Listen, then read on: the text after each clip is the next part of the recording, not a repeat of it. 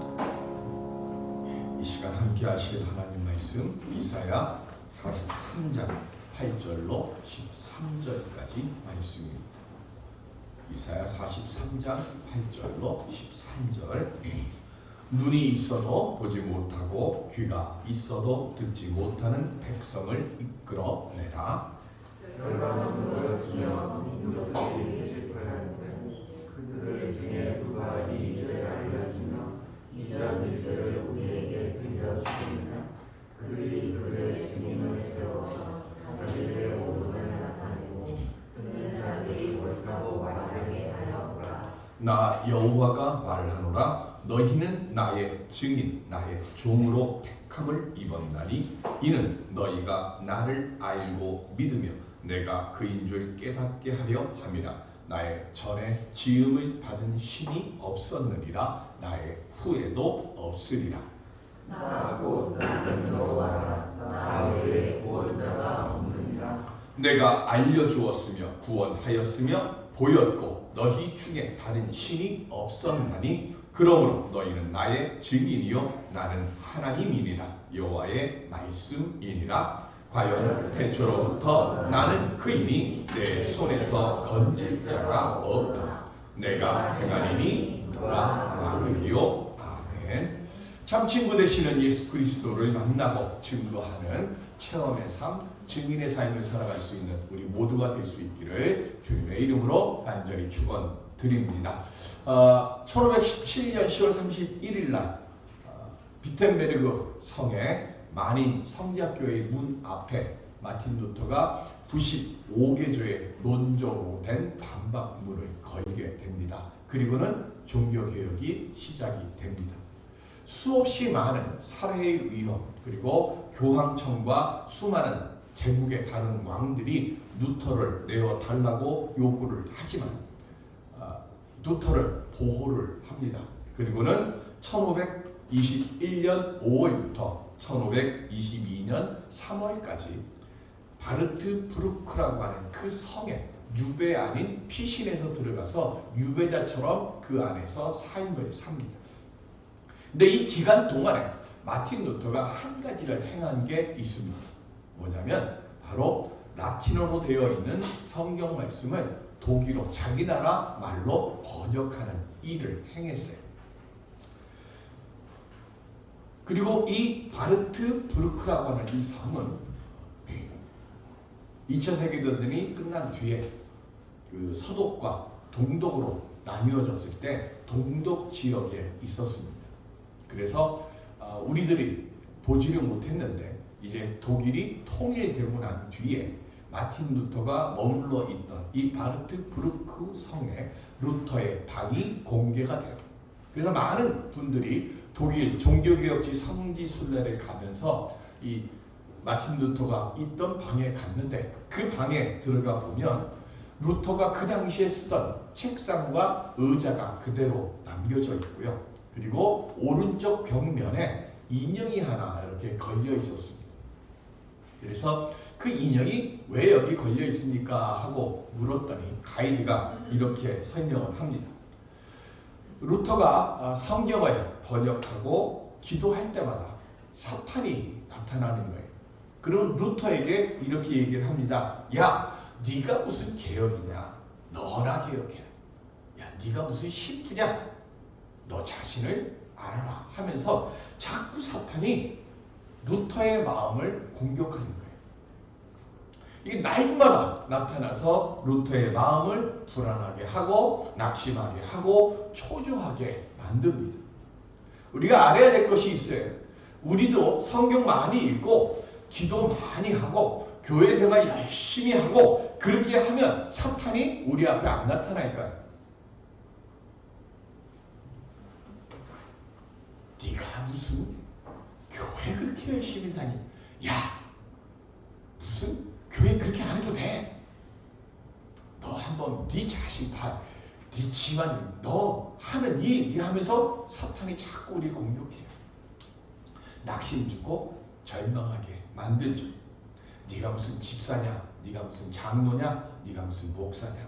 야, 네가 천국 갈 것 같으면 세상에 천국 못 갈 사람 하나도 없다. 사단, 마귀는 끊임없이 우리들을 이렇게 유혹하고 우리의 마음을 넘어뜨리려고 합니다. 루터는 어떻게 했을까요? 사탄이 나타날 때마다 사탄아 물러가라 하고 소리를 치는데 소리친다고 물러갈 것 같으면 사탄이 나타나지도 않죠. 계속 뭐라 그러니까 루터가 성경 번역을 하면서 쓰던 잉크병을 들어가지고 사탄이 서 있는 자리에다가 잉크병을 확 하고 집어던집니다. 그래서 그 벽 뒤에 잉크 자국이 이렇게 묻어 있는 거예요. 그리고 잉크 자국이 묻어 있는 그곳에 인형을 탁 걸어놨습니다. 여기가 마틴 루터가 사탄을 쫓아냈던 그곳이다 하면서 사탄은 예나 지금이나 아니 어쩌면 더 집요하고 끈질기게 우리에게 낙심을 주고 절망을 주고 미워하게 하고 시기하게 하고 질투하게 하고 강팍하게 만들어 가고 있습니다. 그러다 보면 내가 열심히 이렇게 주의 일을 하면 뭐할까? 이렇게 내가 봉사하면 뭐할까? 이렇게 기도한다고 변화된 것도 없고 응답 받는 것도 없는데 하며 스스로 낙심하게 만들고 의심하는 마음이 들게 됩니다. 어떻게 해야 합니까? 믿음으로 물리쳐야 되는데 바울이 한 가지 우리에게 중요한 단서를 하나 전해줘요. 고린도전서 1장 27절 시작. 그러나 하나님께서 세상에 미련한 것들을 택하사 지혜 있는 자들을 부끄럽게 하려 하시고 세상에 약한 것들을 택하사 강한 것들을 부끄럽게 하려 하시며 아멘. 내가 능력이 있어서 사탄 마귀와 싸우면서 이기는 게 아니에요. 내가 강해서 사단 마귀 싸움에서 이기는 거 아니에요. 내가 능력이 있어서 내가 예수 믿는 거 아니에요. 능력이 없으니까. 내가 약하니까. 그래서 주님 앞에 나오면 능력이 없고 약한 우리들을 하나님이 택하셔서 나로 하여금 주의 귀한 선한 열매를 맺도록 주님이 내게 능력 주시고 주님이 내게 강함을 주시는 거예요. 내가 강하다고 생각하는 순간, 내가 섰다고 생각하는 순간 우리는 뭐를 생각하라고요? 누운 줄 알라 그러잖아요. 내가 섰다고 생각하는 순간 우리는 쓰러지는 거예요. 그래서 사단 마귀의 괴계에서 야 네가 무슨 집사냐, 네가 무슨 목사냐 그럴 때 그래 나 이렇게 부족하고 형편없어서 그래서 하나님이 내게 생명의 길을 주시려고 너랑 싸워서 이기라고 이 부족한 내게 집사의 직분을 주고 목사의 직분을 주고 장로의 직분을 주신 거야. 그러니까 나는 약할 때 도리어 강하게 하도록 하나님이 나와 함께 하심을 나는 믿어 의심하지 않아. 그렇게 우리가 고백할 때 사단이 우리 앞에서 물러가게 될 줄로 믿습니다.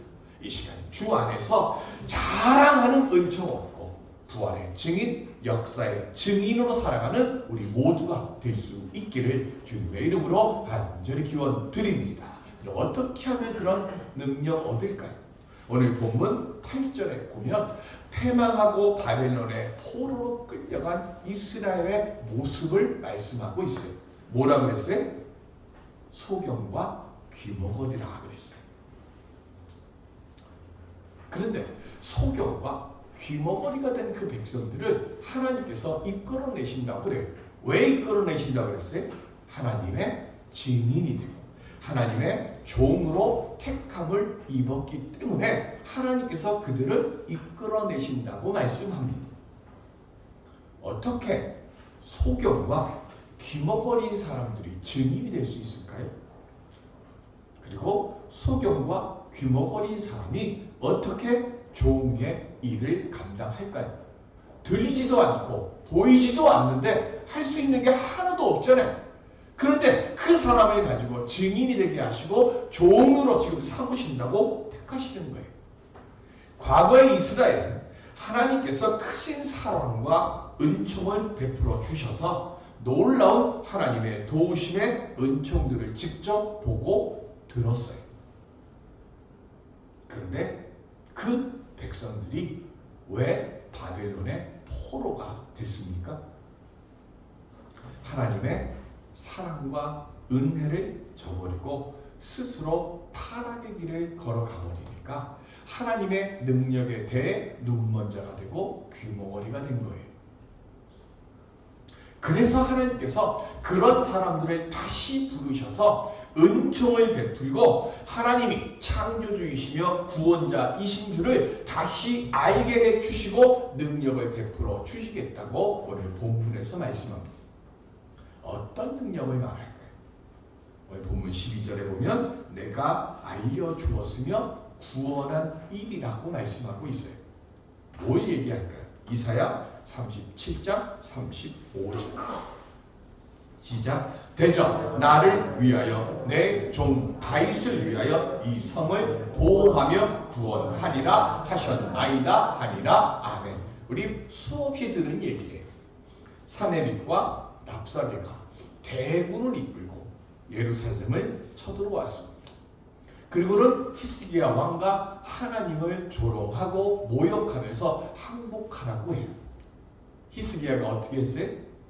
하나님의 전에 올라가서 하나님의 말씀을 펴놓고 하나님께 기도합니다. 어떻게 할 줄도 모르고 능력도 없으니 하나님 하며 하나님을 찾았어요. 그랬을 때 이사야가 지금 하나님의 말씀을 받고 히스기야 왕 앞에 와서 내가 너희를 지키는데 뭘 위해서요? 뭐라고? 첫 번째는 나를 위하여. 누구에다가? 하나님을 위하여. 두 번째는 내 종 다윗을 위하여.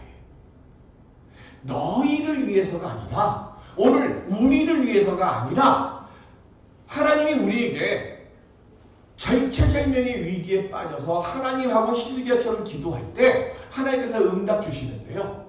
너희를 위해서가 아니라 누구를 위해서요? 우리를 위해 대속의 피를 흘려주시고 우리를 위해 죽으시고 부활하신 예수 그리스도를 위해 내가 응답해 줄게 라고 말씀하는 것과 똑같은 얘기예요. 그러니까 내가 기도한 우리 이란이가 아주 어려운 일을 당해서 기도하는데 하나님께서 너를 위해서 내가 응답해 주는 게 아니라 내 종 유시영 목사를 내가 위해서 너에게 그 환난을 이기도록 내가 응답해 줄게.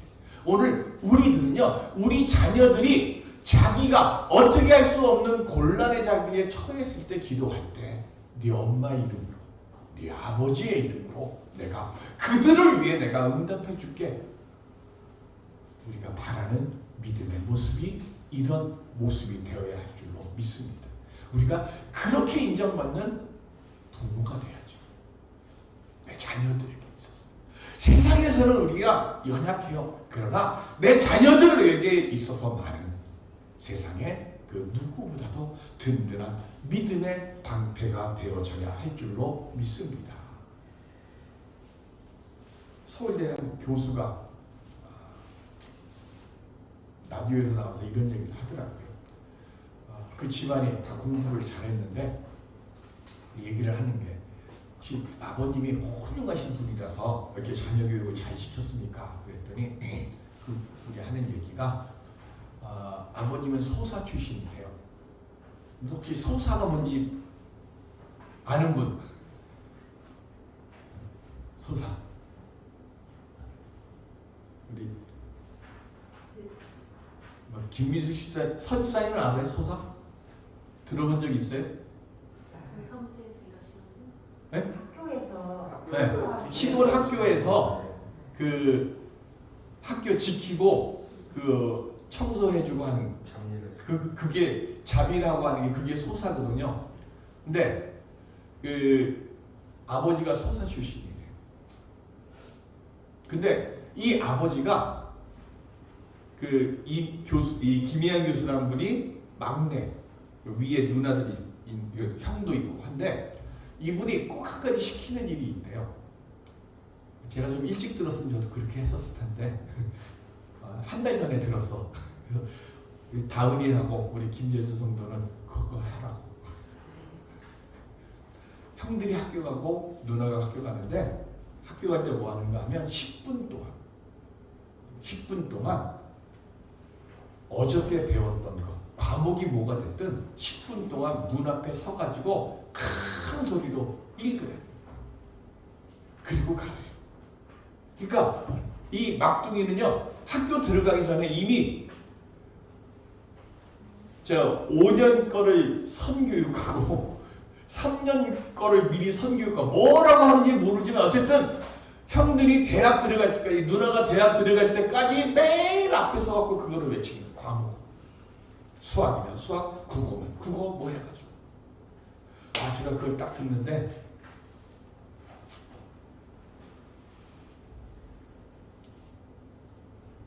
우리 자녀들이 들을 수 있게 기도해야죠. 10분 공부한 거 외치는 않아도 좋지만 30초라도 우리 아이가 주 안에서 흔들리지 않게 강하게 믿음으로 살게 주옵소서. 아파트에서 그렇게 외치면 뭐라고 할 것 같아서 걱정은 좀 되지. 저는 우리 아들이 잘 때 문 밖에서 기도합니다. 아침에 새벽에 일어나면 제일 먼저 하는 게 그거거든요. 여러분들이 자녀들 앞에서 엄마가 아빠가 매일 아침마다 나를 위해서 30초든 1분이든 듣든 못 듣든 기도하면 그 기도의 능력이 우리 자녀들의 앞길을 열어줄 줄로 믿습니다. 아멘 좀 해봐요. 뭐 이렇게 전부 다 입술을 다 꼭 다물고 있어. 안 할 거예요? 오늘부터 하세요. 집에 가셔서 듣든 안 듣든 우리 김성도는 다은이 배 위에 손 얹고 1분씩 세상에서 제일 지혜로운 자, 세상에서 제일 똑똑한 자, 세상에서 가장 믿음이 강한 자. 아멘?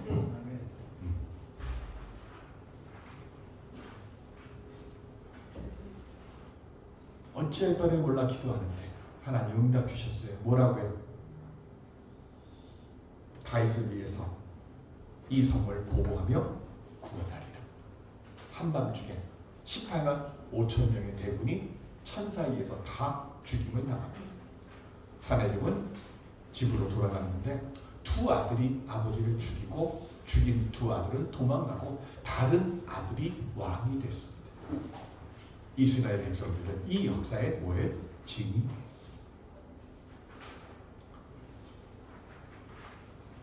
하나님께서 그런 역사를 행하셨어요.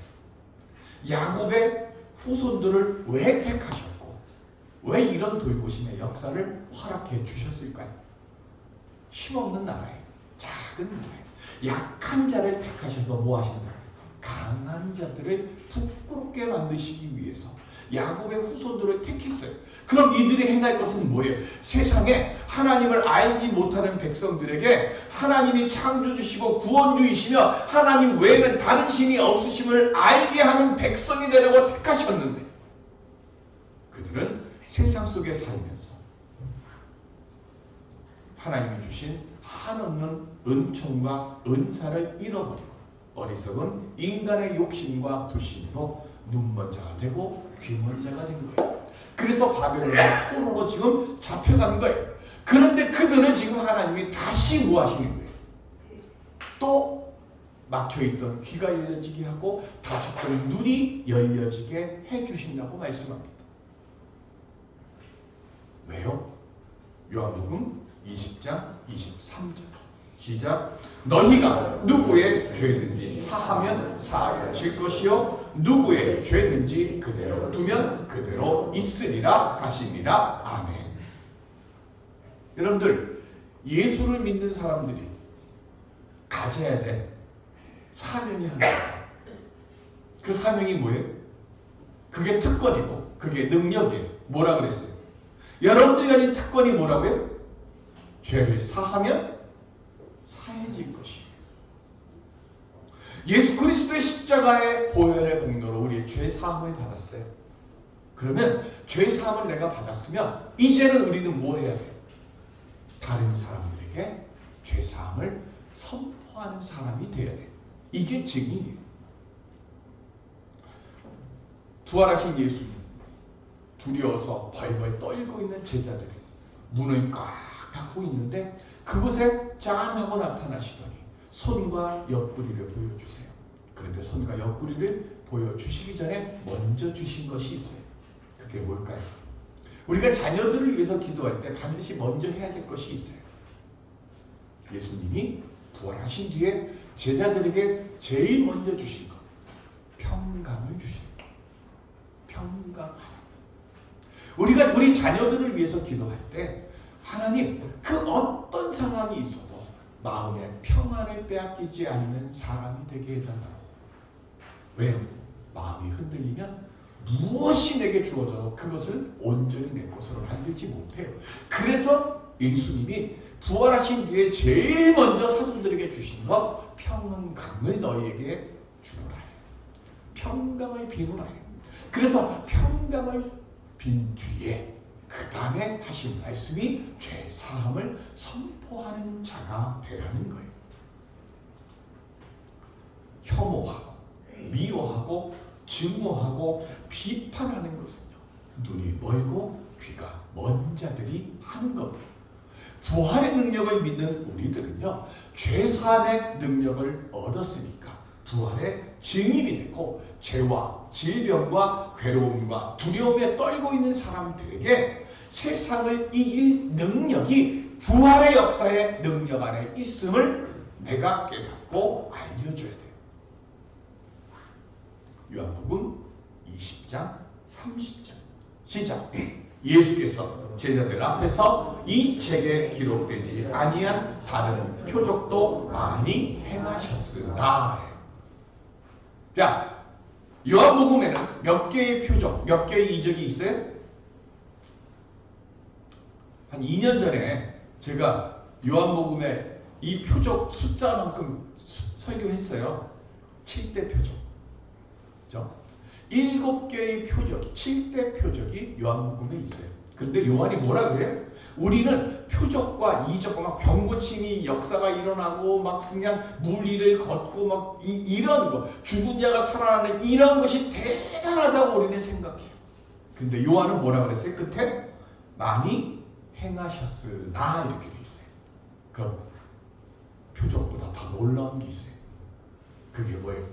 요한이 요한복음을 기록한 이유입니다. 31절 시작. 오직 이것을 기록하는 너희로 예수께서 하나님의 아들 그리스도이심을 믿게 하려 하며 또 너희로 믿고 그 이름을 힘입어 생명을 얻게 하려 함이니라. 아멘. 요한이 요한복음을 기록한 이유예요. 뭘 하는 거예요? 표적보다 예수님이 하나님의 아들 그리스도이심을 믿는 게 먼저고, 그리고 그 믿음이 능력이고 생명을 얻게 하는 것임을 내가 아는 거예요. 우리가 고난을 당하는 이유가 이사야는 우리의 믿음 없음 때문이라고 말씀합니다. 하나님께서 그러면 왜 우리에게 환난과 고난을 주실까요? 이사야는 말합니다. 하나님 외에 다른 구원자가 없음을 알게 해 주시려고. 우리 한번 생각해 보세요. 내가 잘 나가고 성공할 때 하나님께 얼마나 기도하고 하나님을 얼마나 의지할까요?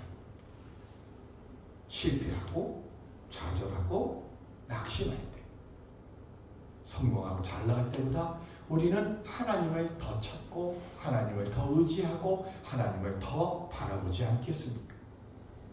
아프기 때문에, 실패했기 때문에 주를 더 의지하게 되고 주께 더 자비하심의 은총과 은사를 사모하지 않겠습니까? 1990년 이후로 미국에서 조사를 했는데 친구가 없다라고 대답하는 사람들이요, 4배가 증가했대요. 일본에서 여러 노인들이 너무 외롭고 너무 쓸쓸해서 일부러 사람들이 자기 곁을 안 떠나고 자기 옆에 그대로 있을 거라는 그 이유로 일부러 죄를 범해요. 그래서 어디로 가요? 교도소에 들어간대요. 그럼 교도소 안에는 항상 그 방 안에 몇 명이 같이 있잖아요. 너무 외로워서 죄수가 된다는 거예요. 그리고 미국에서 신종 사업이 있는데요. 그 신종 사업이 뭐냐면 친구 대여.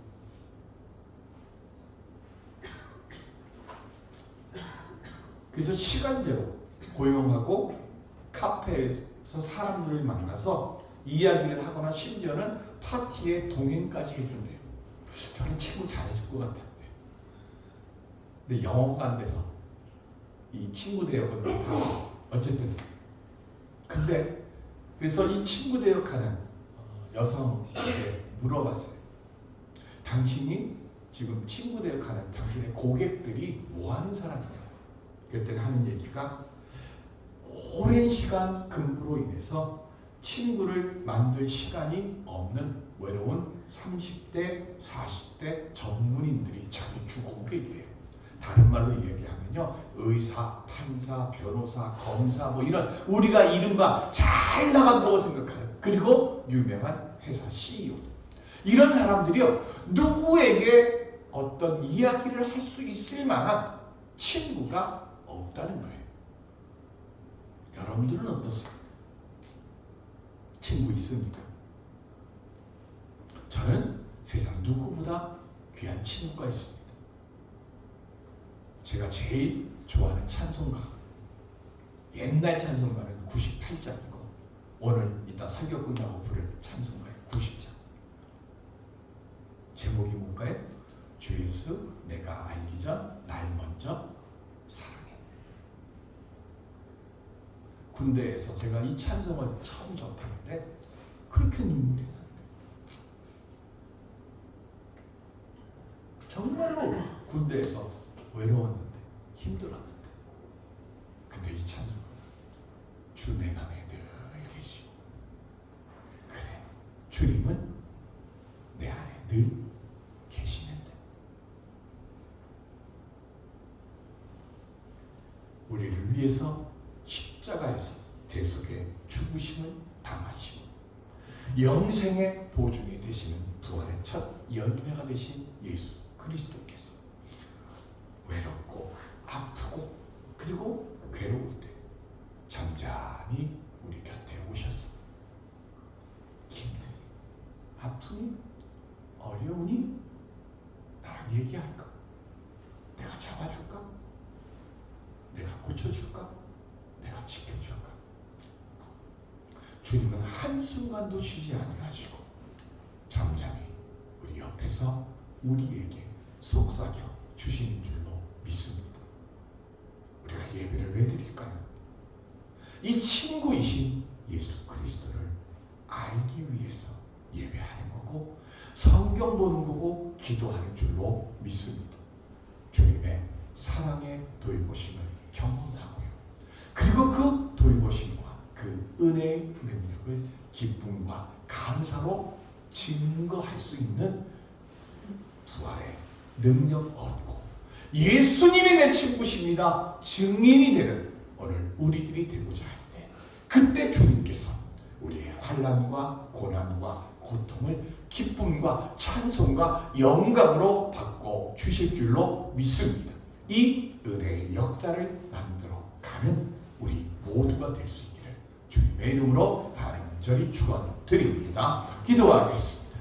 주님, 거친 파도가, 거친 풍파가 우리를 침몰시키려고 올 때 그 풍파와 풍랑을 밟고 내니 두려워 말라, 안심하라,